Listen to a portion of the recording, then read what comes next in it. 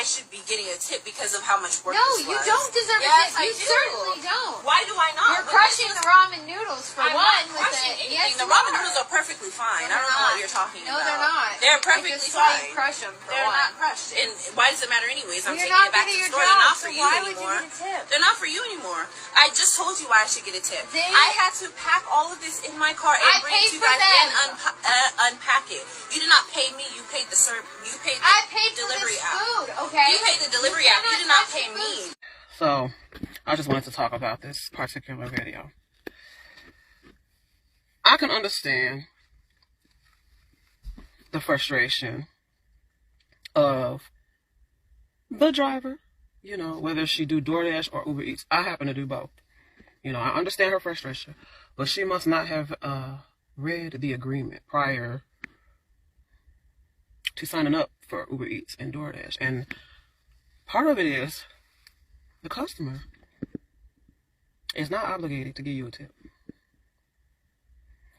And with Uber Eats, see, where a lot of drivers get frustrated is a customer can tip you, and then they have an hour after their product is delivered to either add more to the tip or take away from the tip.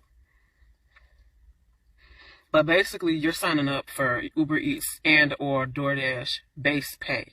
That will be your guaranteed payment. The tips are extra.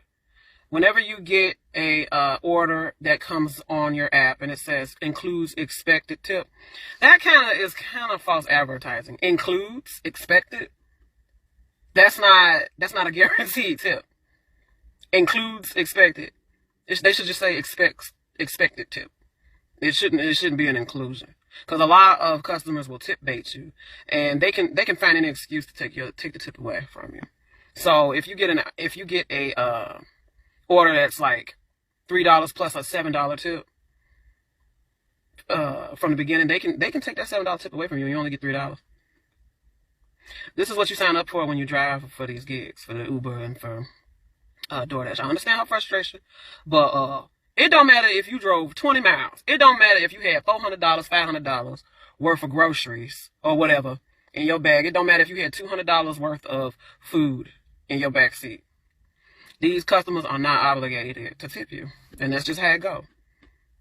Sorry. If you don't like it, don't go crazy on the customer. I've seen so many videos where the guy was like, oh, you got $1 million mansion. You could at least gave me a tip that was better than $1.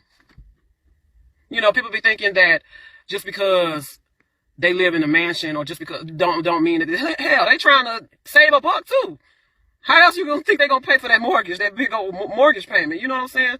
If it ain't paid off, they gotta scrape and scratch off from somewhere else. So this is just it comes with the territory.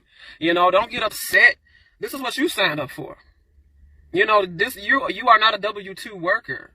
You know, you're a 1099 independent contractor. And that's just what comes with the territory. You know, the truth hurts, but it is what it is. That's just my take on it.